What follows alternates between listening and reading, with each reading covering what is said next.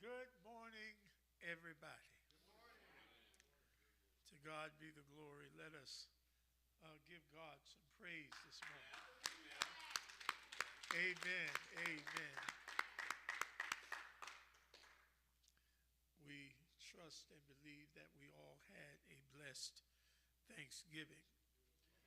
And we are yet thankful for this first Sunday of the last month of the year. And we thank God for keeping us. This morning's lesson is Jesus' ancestry. Devotional reading, Galatians 4th chapter, verses 1 through 17. Background scripture, Ruth 1 through 4. Luke 3rd chapter, 23 through 28, through 23 through 38. Amen. I would, you permit me to read these few verses, and then we will ask God to show us the way through the scriptures. Amen. And Boaz said unto the elders and to all the people, you are witnesses this day that I have bought all that was Elimelech's and all that was Chilion's and Mahlon's of the hand of Naomi. Moreover, Ruth the Moabite, the wife of Mahlon, have I purchased to be my wife, to raise up the name of the dead upon his inheritance, that the name of the dead be not cut off from among his brethren, and from the gate of his place. You are witnesses this day. And all the people that were in the gate and the elders, we are witnesses. The Lord make the woman that is come into thine house like Rachel and like Leah, which two did build the house of Israel. And do thou worthily in Ephratah, and be famous in Bethlehem. And let thy house be like the house of Pharez, whom Tamar bare unto Judah. Of the seed which the Lord shall give thee of this young woman.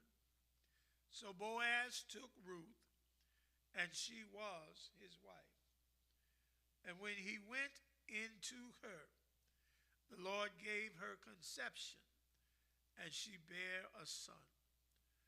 And the women said unto Naomi, Blessed be the Lord, which hath not left thee this day without a kinsman, and that his name may be famous in Israel.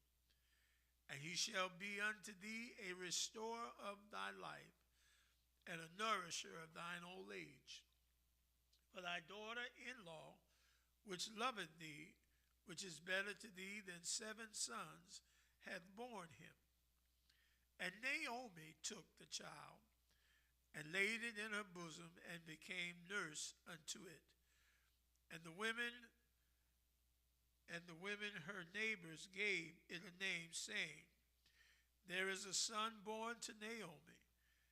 And they called his name Obed. He is the father of Jesse, the father of David. And then Luke 3rd chapter 23, 31b, 32. And Jesus himself began to be about 30 years of age, being as was supposed the son of Joseph, which was the son of Heli, which was the son of Nathan, which was the son of David, which was the son of Jesse, which was the son of Obed, which was the son of Boaz, which was the son of Salmon, which was the son of Nason. Amen. There's a lot you can take out of this. Primarily, it shows the importance of ancestry. It shows that through your deeds, people in your genealogy line can and will be blessed. It encompasses some stories of defeat, some stories of favor, some stories of victory. But it also mandates the promise that God made to David that there would always be a king of his lineage on the throne. So we look at this, and it was interesting, and I hope you had an opportunity to read chapters 1 through 4 in the book of Ruth. It kind of gives a better understanding of what this topic is all about. And it briefly talks about how Naomi had been married. Her husband died. Her sons also died, who were married to Ruth and Orpah. As the story goes, Ruth stayed. Orpah went back to her people. In so doing, Naomi was of the mindset that nothing good could come of her. She had lost anything that would define her to have a future and have support. Husband gone, husband's gone. Husband gone and son's gone. And she even pleaded with Ruth that if you stay with me, and even if I am lucky to be married and have a child, are you going to wait for them to get old enough to marry? Go on home where you may have a future.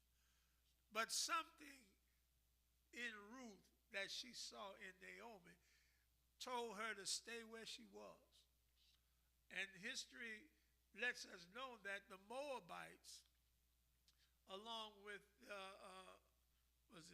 the Israelites, didn't mesh well. But she found favor. And in so doing, she stayed with Naomi. And when they returned to Bethlehem, which is the house of bread, things began to happen. And the story tells us that Naomi had a relative by the name of Boaz. I like the story, when you start breaking it down. When Boaz laid eyes on Ruth, things began to change. See, brothers and sisters, God does have a sense of humor. And Naomi instructed Ruth, you go out and work in the field after everybody else goes before you. And whatever is left, maybe you can pick that up without any harm. But as it was, she was out there, and Boaz saw her, took a liking to her, made provisions for her so that she could get all she needed and all she wanted, and then add some to that. He even invited her to go with his maidservants to drink water if she got thirsty, and no one would harm her. Gave instructions to those in his charge. Don't let any harm come to her. In other words, whatever she needs, make sure she gets it. But don't tell this me. She went back and she told Naomi, and it's all about the lesson. She went back, she told Naomi, and Naomi said, that's my cousin. And here's what we gonna do. I'm gonna dress you up. It said, put on some perfume. Make yourself presentable and go on down to the party, but don't make your presence known. And so it was in the party that Boaz was having a good time, and he got a little lightheaded, went to sit down, and her instructions were, when he sits down, you go sit down by his feet and just cover his feet. He raised up and saw her sitting there, and he began to wonder, who are you? And he said, but nevertheless, you stay where you are.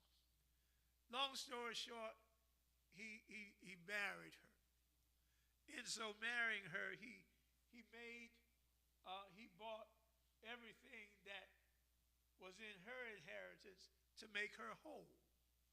Because see, the what do they call it? The redeemer, kinsman redeemer, guardian redeemer, kinsman redeemer, guardian redeemer, was responsible to to to to buy all of that to make her whole, so that her heritage would not go without history. And so, in so doing, what Naomi did and the choices that Ruth made, God, through his infinite wisdoms, uh, promise was fulfilled by the union of Boaz and Ruth, who had a son named Obed, who had a son named Jesse, who had a son named David, who had another son, and down through the years, eventually comes Jesus. Amen. So, brothers and sisters, I guess if I could tell you anything, I would say that God moves in mysterious ways, his wonders to perform. But not only that, if he said it, it shall come to pass. And oftentimes we worry when things don't appear as they should in our lives. But we should be faithful, like Ruth and like Naomi was, that God will work things out in his own time. And so we see this morning that many of us sitting here today, if we take a look at our genealogy, we have proud moments of people that have excelled or have brought prominence to our name that make us feel good about ourselves. Though we may not, add up like they do, but it was because of us that they are. And if I can make it more plain, the prayers of our grandparents, our great-grandparents, and others in our circle that gave of themselves to provide for avenues in our lives that we could matriculate and become the men and women we are.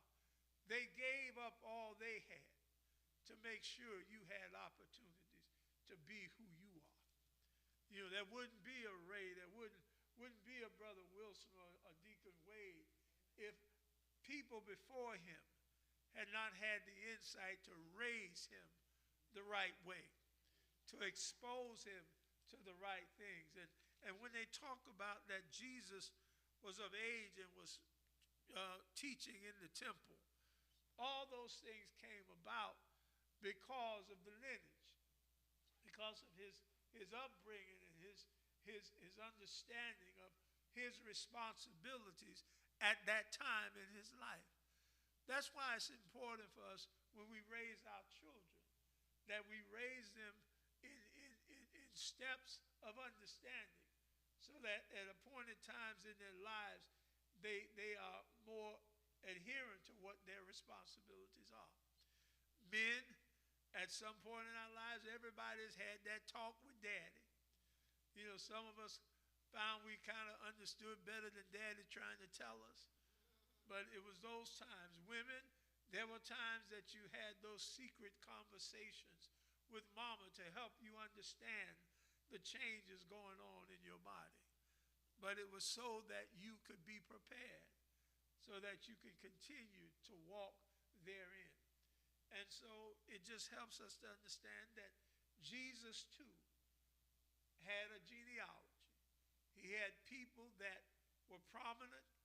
He had people that were not so prominent. But it was necessary for him to come through that way to become who he is. I'm going to leave it right there, y'all. If anyone else wants to have the floor, let's do it.